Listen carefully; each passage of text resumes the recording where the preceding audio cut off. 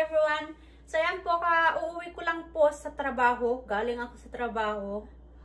6:30 na ngayon ng gabi. Kararating ko lang talaga. Pero pag uwi ko, wala pang nakaluto. Dahil nga may pasok din si daddy, nagtrabaho dito sa bahay. Tapos yung dalawang bata, may activity si kuya, tapos si bunso.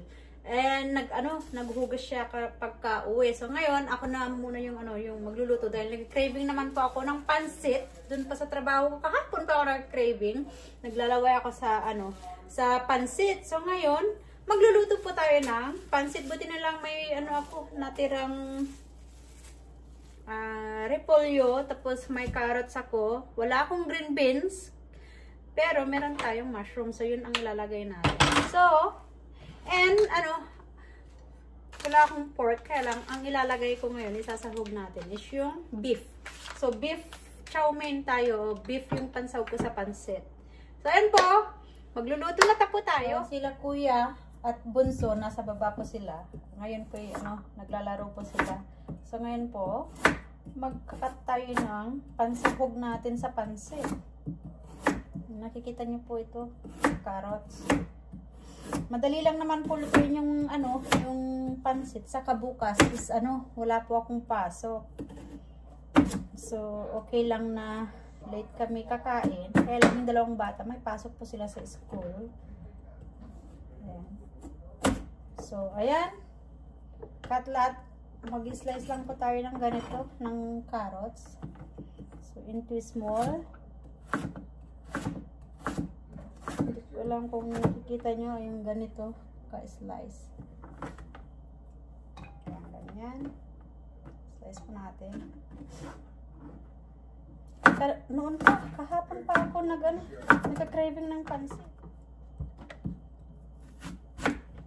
Ayan tayo, nakakapagod pero kailangan natin makuluto. Kunti, wala tayong kakainin. Nagugutom sila kuya at bunso. Nagtanong pa naman din sila kung anong lulutuin ko. Sabi ko, surprise you, sabi ko.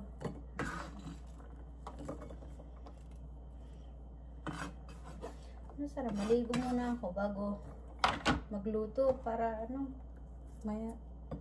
Ano ba yan? Papaiyakin ako ng onion. Oh my gosh. Masakit sa mata. Sabi nila, maglagay ako ng wet towel sa tabi pag ako ng onion. Ito kaya yun.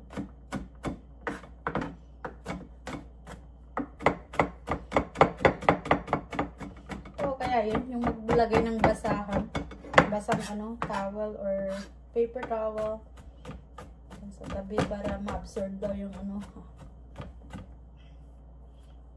yung pampaiyak ng sibuyas. So, tapos itong shiitake. I love shiitake.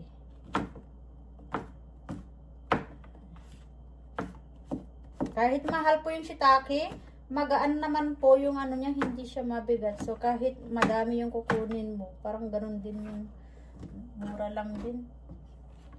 Mahal yung presyo pero light, so okay lang. Madami ka nang makukuha pag yung kalahating bag. Dami.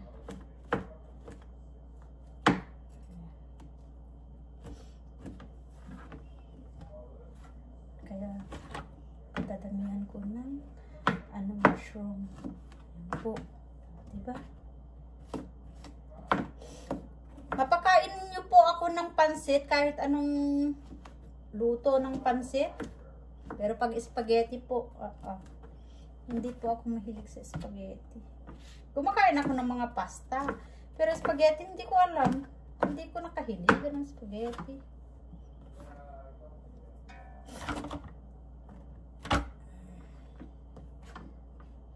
Mas parang mas maraming nakakagusto sa spaghetti kaysa sa pansit. Ang spaghetti, walang gulay. Ang pansit, ang daming gulay na pwede mong isahog. Eh, yung yung spaghetti, parang meat lang saka basta. Saka matamis ang spaghetti ng Pilipino. Dito, sour. Sour. Ayan. Buti na lang meron po tayong natirang repolyo dun sa nung nililuto ko yung yung pampano. O, yung pronunciation dun ng pampano. Ano ba yung pronunciation ko dun sa pampano? At sinabihan ako na hindi daw ganun. Pampano. Pampano. Yun ata ang pronunciation daw. Ayan, basta pampano. Ayan, pampano.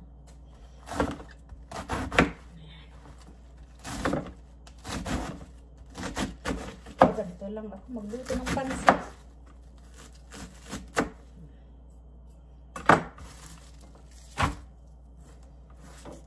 Yan, mamaya hugasan na yan. Tapos natin. Ito lang. So, ang sahog lang natin, ganyan lang. Ay, nako. Lagyan natin dito sa hugasan ko lang ito. Diretso. So, ang gagamitin ko is yung beef flank. Ayan. So, ang gagamitin po natin, beef flank. Kasi yan yung nailabas ko nung kahapon. Ang palalaki.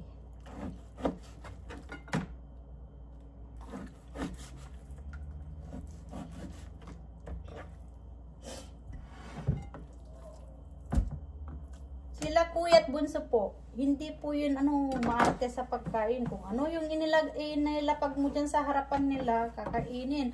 Kung ayaw nila, yung bagong pagkain sa paningin nila, what is that? Yung tatanungin. Tapos pag sinabi mo, titikman nila. Tapos pag ayaw nila, sabihin, well, it's okay.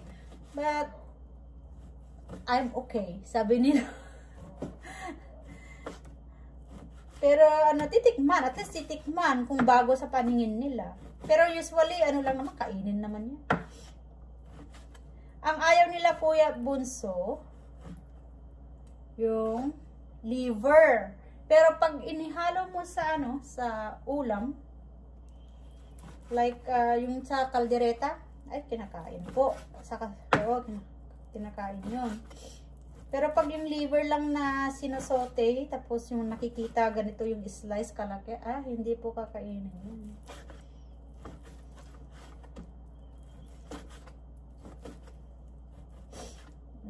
Si daddy kasi kainin lahat eh.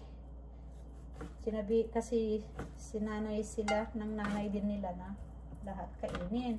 Wag wag hindian ang grasya, parang pagkain is pagkain.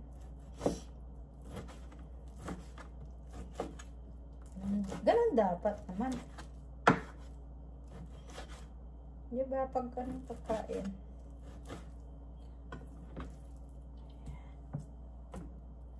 Madali na lang gisa ito, tapos i-boil natin yung noodles. Madali lang ito. Mamaya kakain. Dali lang. Hindi na ako maglagay ng hipon kasi sa garahe, tinatamad na akong bumaba para kunin yung hipon na pansahog din. Huwag na, ito na lang. Ito ko yung gutom na. Hindi pa kaya ako kumakain. Kumain ako sa store. Sa grapes saka isang slice na tinapay. Nagtitipid. Nagtitipid ako. Ang mahal kaya ng grapes, pero bili ako ng bili ng grapes kasi yun ang gusto ni Buns, yun ang okay kay Buns na kainin. Kasi may allergy si Bunso na yung mga stone fruit like yung mga cherries, apple, peaches, nectarine, kiwi.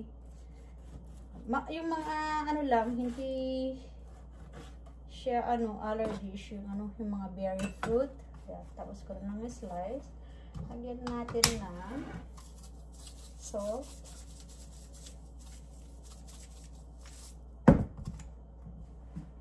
Pepper. Lagyan din natin ng pepper. Sige, ganyan ako.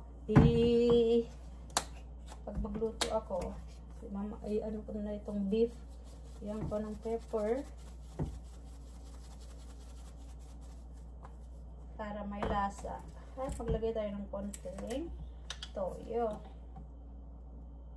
So, ngayon, first time kong maggamit ng dato puti na soy sauce kasi may nakita ako dun sa sa Asian market noon nung nagpunta kami sa Vancouver. So, ito, nakuha ko. Isa lang kasi. Gusto ko to. Saka yung sa Pilipinas, yung malabon na soy sauce. Ay, masarap yun. Malinam lang. Sabi, ba't hindi ayaw mag-close? Ayan.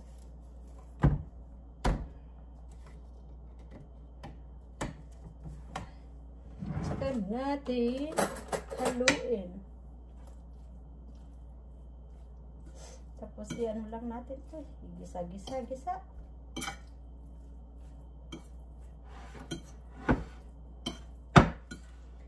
So, ito po yung yung gagamitin po natin, bihon, ay yung canton. So, ganito po yung noodles natin. Pagsamahin po natin. Kasi ito yung gusto ni Bunso, ito din yung gusto ko. So, pagsamahin po natin. So, yun ang ating gagawin. Ito po. So, ito po. Na po tayo. Magluluto na. Igigisa na po natin yung ating, karne sa yung gulay. Para, ayan. Wala akong mantika. So, hindi po ako nagkagamit ng mantika except, olive oil. Kaya lang po, hindi po ako nakabili ng olive oil. Nakalimutan ko po. Yun pala yung nakalimutan kong bilhin. Pero at least, meron naman po akong na naitagong yung lard, yung mantika ng bacon. So, yun na lang gagamitin ko. Yan po, igigisa lang po natin to. Yan, ginisa ko. Nandito si Daddy. Gigisa ko lang po ito ng mga 2 minutes.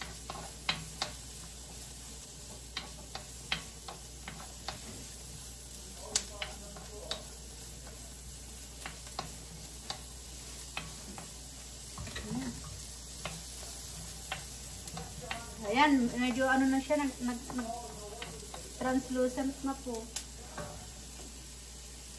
Ilagay na natin yung nilagyan, yung sinisan po natin beef kanina.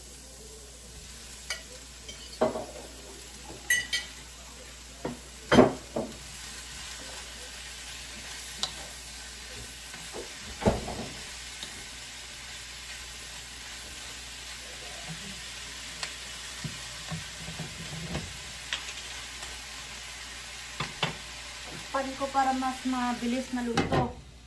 So, ayan, antayin lang po natin ng mga 10 minutes. After 5 minutes, stir lang po natin. Kasi pinapalambot lang po natin ito. So, may tubig pa. Pag natuyo na po yan, ayan, okay na, malambot na po.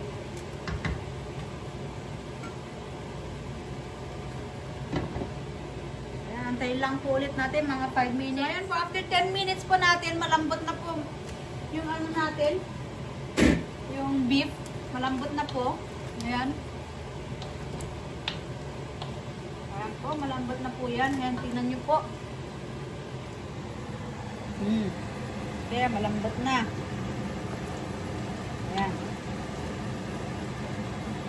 So, ilalagay na po natin yung ating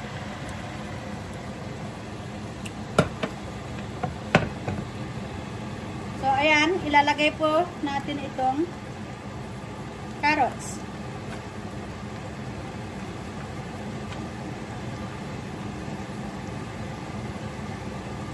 Saka itong mushroom.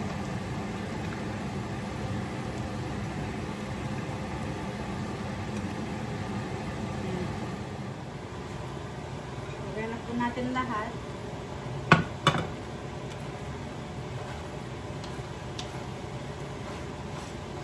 Madali lang po maluto ito.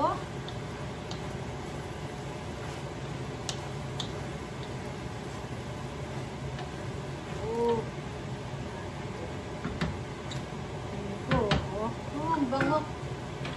Lagyan na natin itong cabbage kasi mabilis lang din maluto.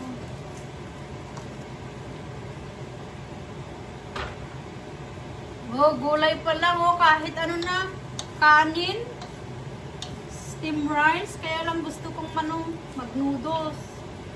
So, pwede rin po ito sa ano, kahit ganito lang, parang stir fry ang dating, ginisa. Ay, parang ginisa. Ano yan?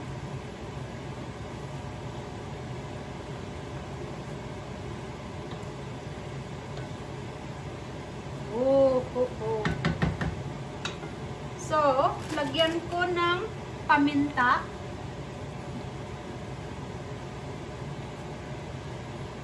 Ilit ka sa mga paminta. Ng konting ulit, konting toyo ulit. Kasi konti lang yung nilagay natin kanina. Maglalagay po tayo ng beef stock. Kasi beef po itong karne. So, beef po yung lalagay natin.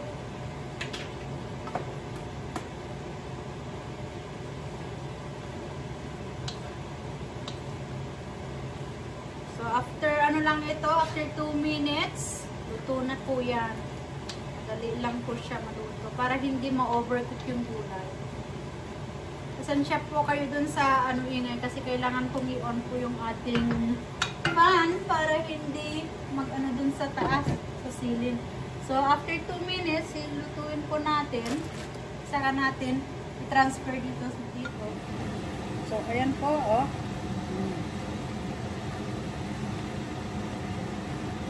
Luto na po siya. Ayan.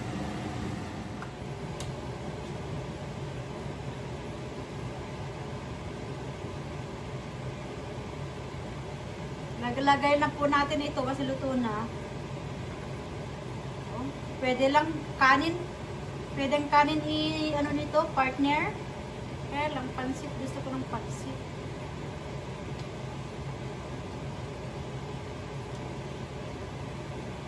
Mabigat kasi itong wok ko kaya hindi ko mabuhat.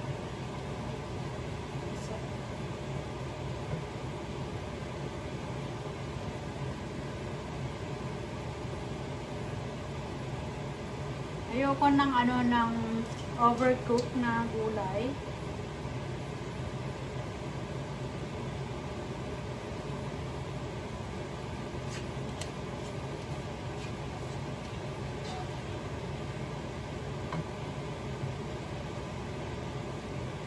Ayan. So, nailipat na po natin dyan. Maglalagay lang po tayo ng tubig. Saan yung ano ko?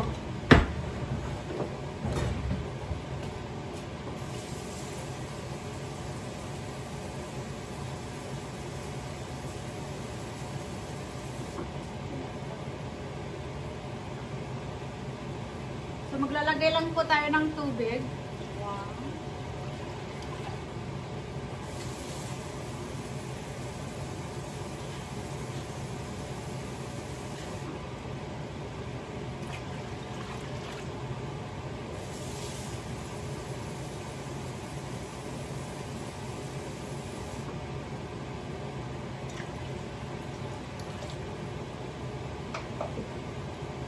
So, ayan, pakukuluan lang po natin.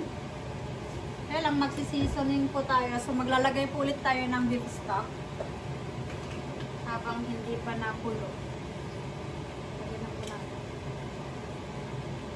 Lagay lang po lang.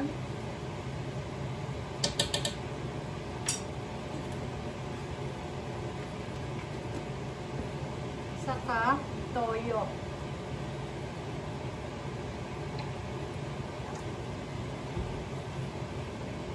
Paminta ulit, paminta.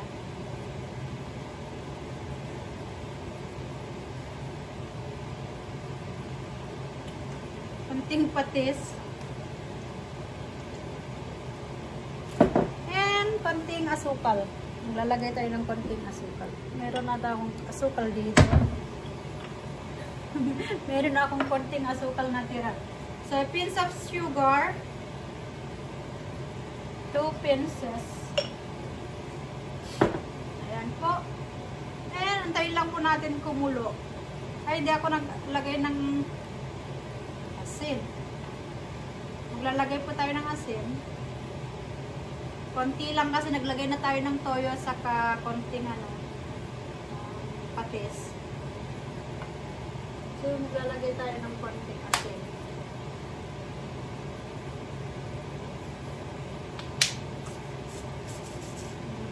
Damot. Hindi pa nabuksan. So, maglagay lang pa tayo ng konting asin. At saka natin pakuluan. Ayan, pakukuluan pa natin. So, saka natin lalagay ito. So, ngayon, yes, guguntingin natin.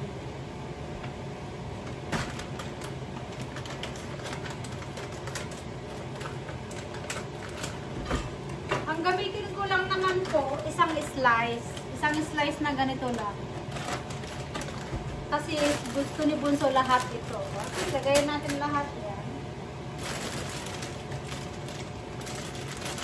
Gusto niya na mataba na noodles. Ay, yung bihon, manipis daw. Gusto niya na mataba. O, lagyan natin ng mataba na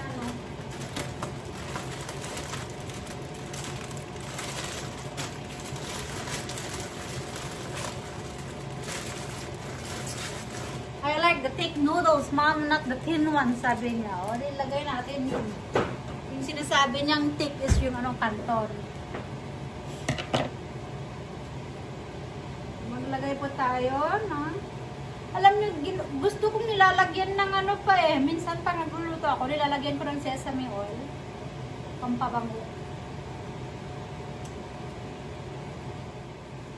So, ayan po, kumukulo na. O, nag-start na po siyang magbubble. Ilagay na po natin yung bihon kasi ito yung na medyo matagal maluto. So,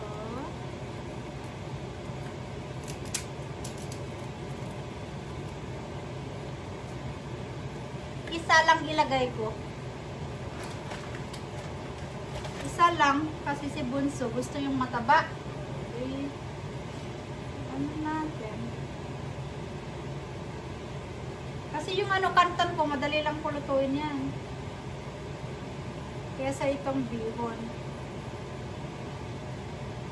So mamaya pag naghiwalay na ito, lalagay ko na yung bihon, ay yung kanton.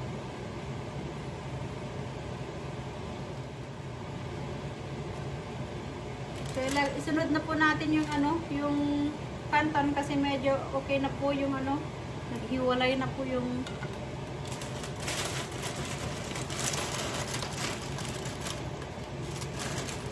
ang kanton mabilis maluto.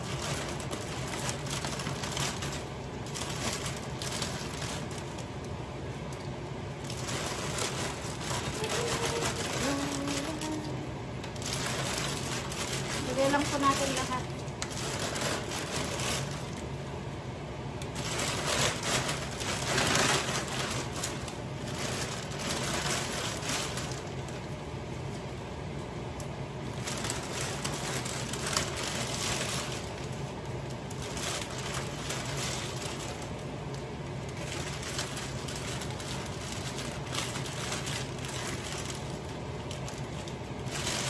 Ayan.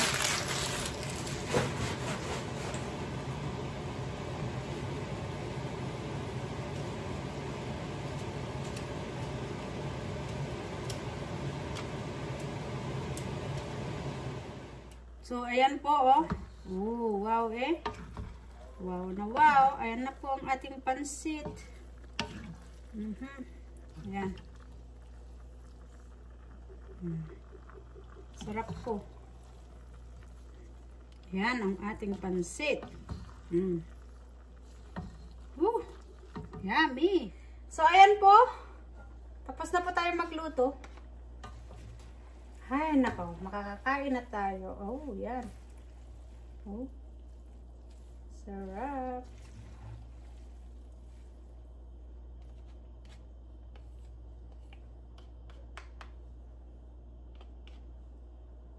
Ayan. Tapos na po. Napakasarap po ng ating ano. Ayan. Pansit. Oh, pansit po. Sarap ng bihon. Anong ano natin, oh. Kanto. Wow, eh. Nahulog isa, eh. Ayan. Kita nyo po? Sarap po. Oh, diba? Ayan ang ating pansit canton na may konting bihon. Kasi nag-crave din po ako ng bihon. Kaya lang, ito yung gusto ni Bunso. So, luto na. Kain na po. So, ito po. Magte-taste lang. Ayan. Ayan. Dahil nag-craving po ako kahapon at hanggang ngayon para akong naglalaway. Ayan. Nagluto po tayo ng pansit.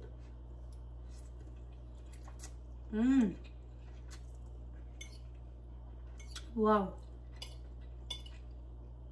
Ang sarap po. Oh my gosh. I'm sure magugustuhan to ni Bunso kasi konti lang yung lagay kong ano, bihon. More on ano, canton. Oh, sarap. Sarap.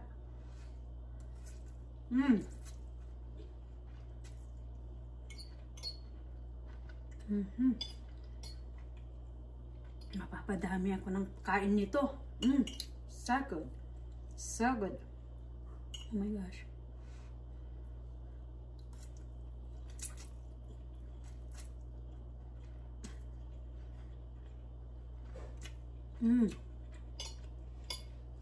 Sarap, kakain na po kami. Para ano, makakain na rin po yung mag-aama. So, eto na po yung ating pansit. Inihain ko na po. Ayan. Ibigay na po natin kila Kuya, Bunso, at Daddy. Ayan, ihahain ko na po. Kain po. So, kain po. Kain po. Kain po. That means that's it. That's it. Is kain po.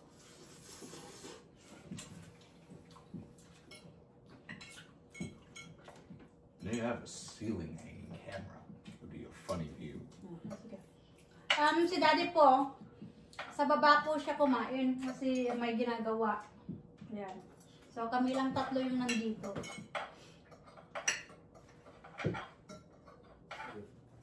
Late na po kami kumain. Mga 8 na, oh. Ayan, 8 o'clock na po. Ang sarap po ng pansit. Ako. Yung cravings ko po. Satisfied. Lutuin ko sana ito nung ano, sa birthday ko. Kaya lang. Ano, nagka-craving po ako. So, ngayon na po. Advance yung cravings ko eh. Masarap? Masarap ba? What's that mean? Is it yummy? Yeah, it is. Say masarap. After I added this. Oh yeah. Say masarap. Masarap. Masarap. Masarap. Naimas. Naimas. Naimas. Say it then. Naimas. Masarap. Nami. Naimas. Naimas. Naimas. Masarap. Yeah. Narimas. Masarap. Naimas. Yeah. Masarap. That's right. Naimas ang masarap daw.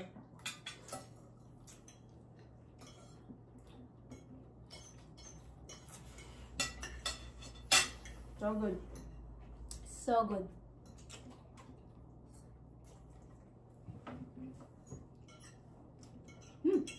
I forgot to give Dad a lemon.